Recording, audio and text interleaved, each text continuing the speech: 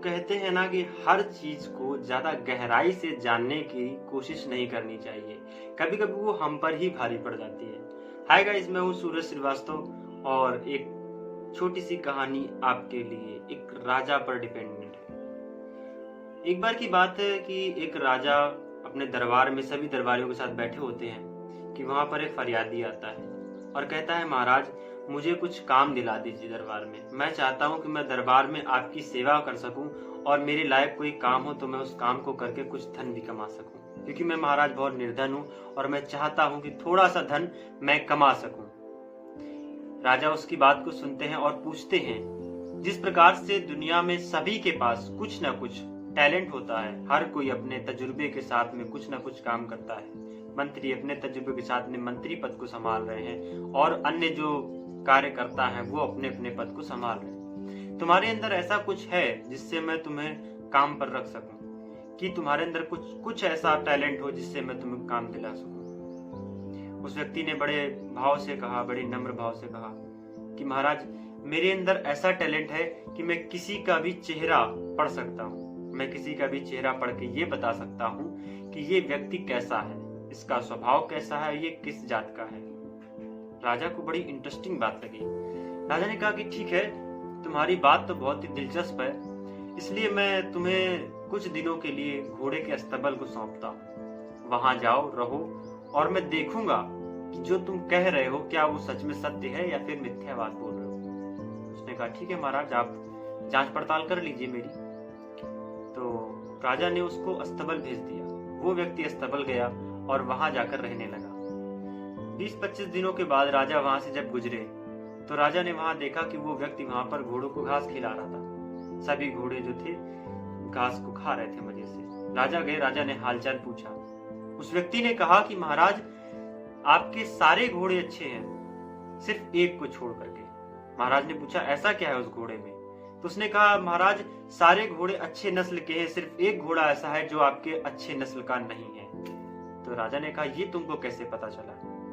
तो उस व्यक्ति ने कहा महाराज आप देखिए, सारे घोड़े घास खा रहे हैं और सारे घोड़े अपना सर ऊपर उठा करके घास खाते हैं। ये एक घोड़ा एक ऐसा है जो ऊपर सर नहीं करता है, ये नीचे सर करके ही घास खाता है। इसका मतलब ये अच्छे नस्ल का घोड़ा नहीं है। राजा को उसकी बात बहुत अच्छी लगी। राजा बहुत खुश हुए। राजा ने कहा मैं तुम्हें इनाम दूंगा, और राजा ने उसको 100 बकरियां दान में दी। वो व्यक्ति भी बहुत खुश हुआ और उसने सोचा चलो महाराज ने कुछ तो दान में अच्छा दिया, पगार तो मिल ही रही है, साथ में दान में मुझे 100 बकरियां भी मिल गई। बहुत खुश हुआ वो व्यक्ति। राजा ने कहा कि अब तुम्हारा काम यहाँ खत्म होता है। मुझे तुम्हारी बातें बहुत अच्छी लगी और मैं चाहता हूँ कि तुम आज के बाद हमारी रानियों पर निगरानी रखो। भले ही तुम दूर रहोगे लेकिन तुमको उन रानियों पर निगरानी रखनी है और पता लगाना है कि उनका स्वभाव कैसा है। उसने कहा जैसी महाराज की आज्ञा। वो दूर रहता था लेकिन दूर से वो सभी रानियों पर नजर रखता था। उनमें से जो राजा की एक खास रानी थी उन पर भी वो नजर रखता था और उनमें कुछ विचित्र चीजें उसने नोटिस की। तो राजा ने जब उससे 30-35 दिनों के बाद में पूछा कि हाँ भाई बताओ, 1 महीने से ज्यादा हो गया है कि तुम मुझे कुछ बता सकते हो कि रानियों के बारे में क्या तुमको विचित्र लगा? उस व्यक्ति ने कहा महाराज आपकी जो खास रानी है उनके बारे में कुछ विचित्र लगा है, किंतु बताने से पहले मैं आपसे वचन लेना चाहता हूँ कि कुछ भी हो जाए आप मुझे कुछ नहीं कहेंगे। राजा ने कहा ठीक है, मुझे विश्वास है तुम्हारी बातों पर, तुम बताओ पूरी बात।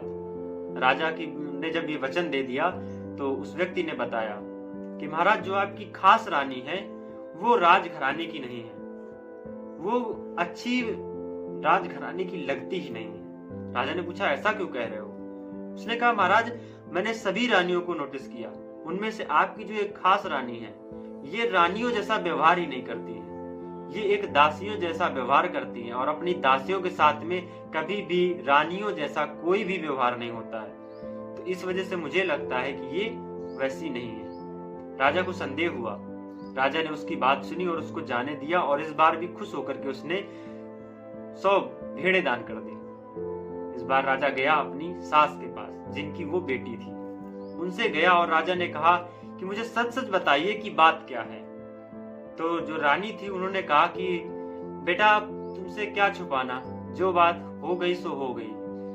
तो उनकी माँ ने बताया, उस रानी की माँ ने बताया कि मेरी बेटी जो थी वो बचपन में ही मर गई थी और मैं उस समय सदमे से न मर जाऊं, इसलिए मेरे पति ने एक नीची जात की बेटी को ला करके मेरे पास सुला दिया और कहा यही तुम्हारी बेटी है।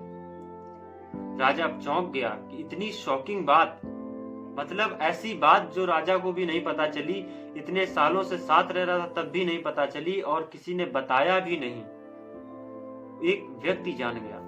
राजा बहुत खुश हुआ। राजा घर पहुंचा। वहां पहुंचने के बाद में दरबार लगा, उसको फिर से बुलाया गया और फिर से बुलाने के बाद में राजा ने कहा तुम्हारी बात एकदम सच थी। उन्होंने फिर से कुछ भेड़ और कुछ बकरियां उसको दान में दे दी। अब उस व्यक्ति से कहा कि क्या तुम मेरे बारे में कुछ बता सकते हो? तो उस व्यक्ति ने कहा हाँ महाराज बता सकता हूँ। वो थोड़ा सा मुस्कुराया तो राजा ने पूछा तुम मुस्कुरा क्यों रहे हो? उसने कहा प्रभु मुझे आपसे एक वचन चाहिए, उसके पश्चात मैं आपके बारे में कुछ बताऊंगा। राजा ने कहा कैसा वचन? उसने कहा प्राण दान का वचन।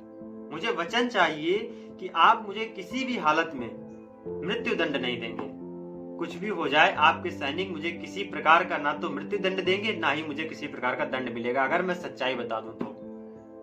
राजा ने कहा बेशक बताओ, कोई दिक्कत नहीं है, बोलो। तो उसने कहा महाराज आप खानदानी राजा नहीं है। राजा चौंक गया, बोला क्या बात करते हो? मेरे पिताजी राजा थे, उनके पिताजी राजा थे और मैं भी राजा हूं, मैं खानदानी कैसे नहीं हूं? तो उसने कहा कि नहीं महाराज, आपके पिताजी और उनके पिताजी सभी राजा थे खानदानी, किंतु आप नहीं है। उसने कहा ऐसा क्यों बोल रहे हो? तो भरे दरबार में उसने बोला कि महाराज मैं इसलिए बोल रहा हूं कि आप खानदानी नहीं है क्योंकि आप राजा की संतान ही नहीं है। राजा बड़ा क्रोधित हुआ और बोला मैं तुम्हें मृत्यु दंड दूंगा। उसने कहा प्रभु आपने वचन दिया, आप मृत्यु दंड नहीं दे सकते। राजा भी शांत हो गया और कुछ सोचने लगा। उसने कहा तुम ऐसा क्यों बोल रहे हो? तो उसने कहा महाराज राजा महाराजा लोगों का स्वभाव होता है, अगर वो किसी चीज से प्रसन्न होते हैं तो सोने चांदी की मोहरें सिक्के ये दान करते हैं, किंतु आप सदैव कभी भेड़ दान करते हैं, कभी बकरी दान करते हैं, कभी गाय दान करते हैं, आप हमेशा पशुओं को दान करते हैं। तो आपका स्वभाव राजा वाला है ही नहीं, इसलिए आप मुझे राजा लगते ही नहीं। तो राजा बड़ा चौंक गया। राजा दौड़ कर गया अपनी माँ के पास और माँ से पूछा माँ क्या माजरा है, मुझे सच्चाई बताओ। तो माँ ने उसके कहा कि बेटा मुझे क्षमा करना, ये सच्चाई तुमसे मैं जीवन भर छुपा के रखी, किंतु सत्य यही है कि तुम हमारी संतान नहीं हो, क्योंकि हमारे कोई संतान नहीं हो रही थी, जिस वजह से हमने एक चरवाहे के बेटे को गोद लिया और वो तुम हो, जिस वजह से इसने ये सत्य बोला। छोटी सी कहानी दोस्तों हमें बहुत बड़ी सीख देती है कि जीवन में किए गए कार्यों से हमें थोड़ा सीख लेनी चाहिए और हर बार कभी भी ऐसी बातें बड़े समाज में नहीं पूछनी चाहिए। कुछ चीजें जीवन में घट जाती हैं जब हमें उन चीजों का नुकसान भुगतना पड़ जाता है। तो दोस्तों जब भी कोई ऐसी कोई चीजें आपके जीवन में आती हैं, आप उस जगह पर सावधान रहिएगा और जब भी कभी आपको कुछ अपने बारे में कुछ इस तरीके की बातें पूछनी हो किसी ऐसे व्यक्ति से, तो अकेले में पूछना बहुत उचित की बात रहेगी। तो ये कहानियां हैं जो छोटी छोटी होती हैं, हमें बहुत बड़ी बड़ी सीखें दे जाती हैं, जो हम जीवन में अगर अपने उतार लें तो हमारे जीवन में बहुत कुछ आसान हो सकता है। बहुत बहुत आपका शुक्रिया, आपने इस कहानी को सुना और ऐसी ही मजेदार कहानियों के लिए आप इस चैनल को सब्सक्राइब भी कर सकते हैं, जिससे कि आगे आपको और भी अच्छी अच्छी कहानियां मिलती रहे।